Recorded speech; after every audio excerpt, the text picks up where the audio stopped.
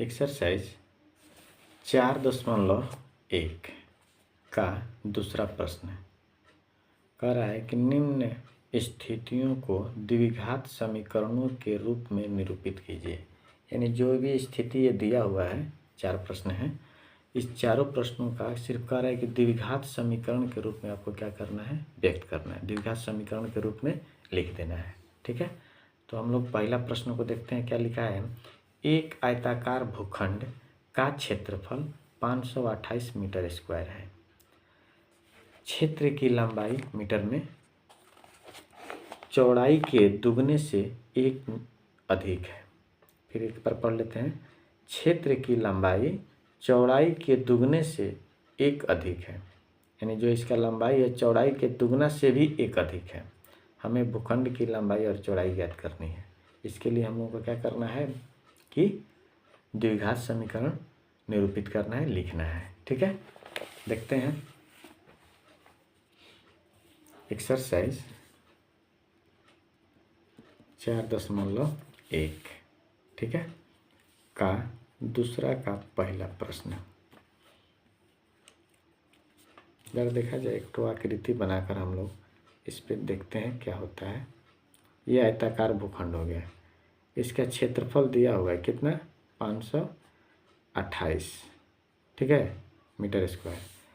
और प्रश्न में क्या कह रहा है? क्षेत्र की लंबाई तो मान लीजिए ये है, चौड़ाई से मान लीजिए इसको चौड़ाई हम मान लेते हैं x, तो जो लंबाई है चौड़ाई के दुगना से भी एक अधिक है, यानी कि इतना है। समझ में आ रहा है? ये तो चौड़ाई मान ली हम लोग x की चौड़ाई कितना है जी? x मान लेते हैं। तो लंबाई क्या हो जाएगा उसका? प्रश्न कह रहा है कि उसके दुगना और एक अधिक। तो इसका दुगना कर दिए और एक अधिक कर दिए। इसका मतलब कि ये लंबाई कितना होगा? 2x + 1 हो गया। ठीक है, तो इसी आधार पे हम लोग इसको क्या करते हैं, द्विघात समीकरण कैसे निरूपित होगा देखते हैं। लिखेंगे माना आयताकार भूखंड की चौड़ाई बराबर x मीटर, इसलिए लंबाई बराबर क्या हो जाएगा? 2x + 1 metre. ठीक है, चूँकि इसका क्षेत्रफल दिया हुआ है, क्षेत्रफल बराबर कितना है जी? 528 मीटर स्क्वायर। प्रश्न से चाहे हम लोग जानते हैं आयताकार भूखंड है, इसलिए आयताकार भूखंड का क्षेत्रफल बराबर क्या होता है जी? आयत का क्षेत्रफल बराबर लंबाई गुना चौड़ाई होता है। क्षेत्रफल का मान दिया हुआ है कितना? 528 लिख लिए। लंबाई का मान कौन है? ये है 2x + 1 गुणा चौड़ाई का मान कितना है? x। ठीक है, 528 इसी तरह लिख लिए। इसको गुना किया जाए, 2x ले x ले गुना करेंगे तो 2x² प्लस x ले 1 ले गुना होगा तो x। ठीक है, 2x² + x। 528 को इधर लाएंगे तो क्या हो जाएगा? -528। इधर क्या बच गया? 0। इसलिए इसका अर्थ क्या हुआ? 2x² + x - 528 बराबर 0। ये हम लोग का क्या हो गया? द्विघात समीकरण हो गया। सिर्फ हमें द्विघात समीकरण ही निकालना है। द्विघात समीकरण हम लोग निकाल लिए। ठीक है, ये हम लोग का क्या हो जाएगा? आंसर हो जाएगा। नंबर 2 देखते हैं। नंबर 2 प्रश्न में क्या कह रहा है? 2 क्रमागत धनात्मक पूर्णांकों का गुणनफल 306 है। हमें पूर्णांकों को ज्ञात करना है। इसके लिए हमें क्या करना पड़ेगा? पूर्णांक ज्ञात करना है। और इसका कह रहा है कि 2 धनात्मक पूर्णांक, ऋणात्मक नहीं, सिर्फ धनात्मक कह रहा है, और इसका गुणन कितना है? 306 है। ठीक है, 2 क्रमागत है। क्रमागत मतलब क्या होता है? लगातार। ऐसे लिखेंगे माना पहली धनात्मक पूर्णांक बराबर x, इसलिए दूसरा धनात्मक पूर्णांक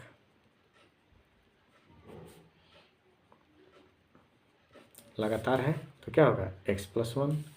ऐसे कहने का मतलब कोई एक संख्या लीजिए, मान लीजिए हम लेते हैं 8, इसके बाद क्या आएगा, निश्चित रूप से 9 आएगा। 9 कैसे आया, इस 8 में कितना जोड़ दिए, 1, तभी 9 आया। तो उसी प्रकार पहली धनात्मक पूर्णांक हमने मान लिया x, तो दूसरी के लिए क्या होता है, उसमें क्या जोड़ देंगे, 1, तो लगातार हो जाता है। जैसे देखिए 8 के बाद लगातार क्या होता है, 9 होता है ना। उसी प्रकार हम लोग इसको क्या किए, पहले मान लिए x, तो दूसरा क्या होगा x+1। प्रश्न क्या कह रहा है, इन दोनों का गुणनफल, यानी कि दोनों को गुणा कीजिए, इतना गुणा x+1 गुना होगा ना। कह रहा है कि 306 है, गुणा कर देते हैं इसको। x में x ले गुना होगा तो x² प्लस x में 1 ले गुना होगा तो x, इधर क्या हो गया 306, x² प्लस x, 306 को इधर लाइए क्या आ जाएगा -306, इधर क्या बच गया 0। हम लोग का द्विघात समीकरण आ गया, सही हम लोग का क्या हो गया, आंसर हो गया। नंबर 3 में चलते हैं, ठीक है। नंबर 3 में क्या कह रहा है प्रश्न, देखते हैं। रोहन की माँ उससे, किससे, रोहन से 26 वर्ष बड़ी हैं, यानी रोहन से, रोहन की माँ कितने वर्ष बड़ी हैं, 26 वर्ष। उनकी आयु वर्षों में का गुणनफल अब से 3 वर्ष पश्चात 360 हो जाएगी। हमें रोहन की वर्तमान आयु ज्ञात करनी है।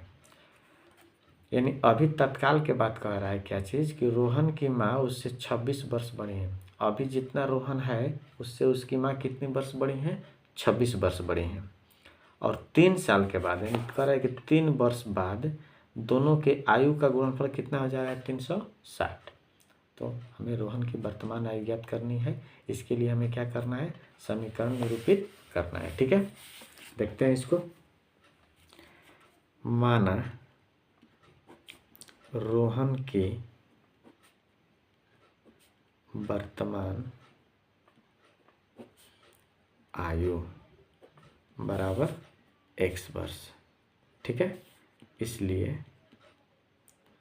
रोहन की माँ की वर्तमान आयु बराबर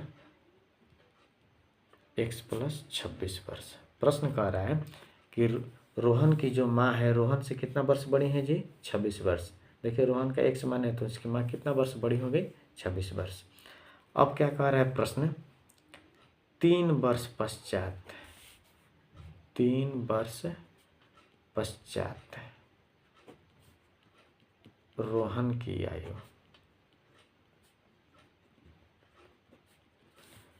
अभी मान लीजिए कोई व्यक्ति हो, वो मान लीजिए 15 साल का है, 15 वर्ष का, तो 3 साल बाद उसकी उम्र क्या हो जाएगी, 3 जोड़ देंगे 18 हो जाएगा ना। तो उसी प्रकार 3 वर्ष पश्चात रोहन की आयु, अभी उसकी आयु कितनी है जी, x, तो 3 वर्ष बाद कितनी हो जाएगी, x+3 वर्ष हो जाएगी, ठीक है। तो रोहन का 3 वर्ष बाद आयु इतना हो गया, तो रोहन की माँ की भी आयु बढ़ेगी। तो यहाँ पर इसलिए लिखेंगे रोहन की माँ की आयु बराबर x+26 + 3, इसमें भी 3 वर्ष बढ़ जाएगा, तो x प्लस कितना हो गया, 29 वर्ष। प्रश्न क्या कह रहा है कि 3 वर्ष पश्चात जो दोनों का आयु हो रहा है उसका गुणा किया जाएगा, तो आ रहा है हम लोग का कितना, 360। दोनों को देखिए गुणा कर देते हैं, x+3 और x+29। कह रहा है ना कि 3 वर्ष पश्चात जो आयु उनकी हो रही है उन दोनों को गुणा कीजिएगा, तो हम लोग को कितना आना चाहिए, 360, तो बराबर 360 लिख दीजिए। अब इसको गुणा कर दीजिए, x गुणा करेंगे तो x² प्लस x में 29 ले गुणा कीजिएगा तो 29x, 3 में x ले गुणा कीजिएगा तो 3x प्लस 29 दिया 87 बराबर 360। x² प्लस 29 में 3 को जोड़ दीजिए 32x प्लस 87, 360 को इधर ला दीजिए -360, इधर बच गया 0, x² प्लस 32x, 360 में से 87 घटा दीजिए 3 15 में 8 घटा 7, 273 माइनस में हो जाएगा बराबर 0। ये आपका क्या हो गया, द्विघात समीकरण हो गया। ठीक है। आगे बढ़ते हैं। नंबर 4, चौथा प्रश्न इसका क्या कह रहा है, एक रेलगाड़ी 480 किलोमीटर की दूरी समान चाल से तय करती है। ठीक है। यदि इसकी चाल 8 किलोमीटर प्रति घंटा कम होती तो वह उसी दूरी को तय करने में 3 घंटे अधिक समय अधिक लेती, 3 घंटे अधिक लेती। हमें रेलगाड़ी की चाल ज्ञात करनी है। क्या कह रहा है, कुल दूरी कितनी है, 480 किलोमीटर। इसको समान चाल से तय करते हैं। मान लीजिए कुछ भी चाल हो उसका, लेकिन चाल उसको इतना कम होता है, मान लीजिए चाल जो है उससे भी कम हो जाता चाल 8 किलोमीटर प्रति घंटा, तो वह उसी दूरी को तय करने में 3 घंटा अधिक समय लेती। तो कह रहा है इसकी चाल ज्ञात करनी, हमें द्विघात समीकरण सिर्फ इसका निकालना है। जरा देखते हैं, रेलगाड़ी की चाल ज्ञात करनी है तो लिख देते हैं, माना रेलगाड़ी की चाल बराबर x किलोमीटर प्रति घंटा। दूरी इसमें दिया हुआ है, कुल दूरी बराबर 480 किलोमीटर। ठीक है। अब जरा देखिए, इस चाल से यदि चलेगी तो इसको समय कितना लगेगा, इसका निकाल लेते हैं। समय बराबर क्या होता है जी, तो दूरी बटा में चाल होता है ना। तो दूरी कितना है 480, चाल कितना है x, इतना समय उसको लगेगा। लेकिन अब क्या कह रहा है, उसका चाल नया चाल हो गया है। क्या हो गया जी, नया चाल। जो चाल पहले था उसमें 8 किलोमीटर प्रति घंटा कम कर दिया गया है। कम किया है ना, चाल उसको क्या कर दीजिए, कम कर दीजिए। तो अब नया समय कितना होगा, समय भी तो मान लीजिए चाल कम कर दिएगा तो समय अधिक लगबे करेगा। तो नया समय बराबर क्या होगा, दूरी बटा में चाल, ये नया वाला हो गया। ठीक है। प्रश्न से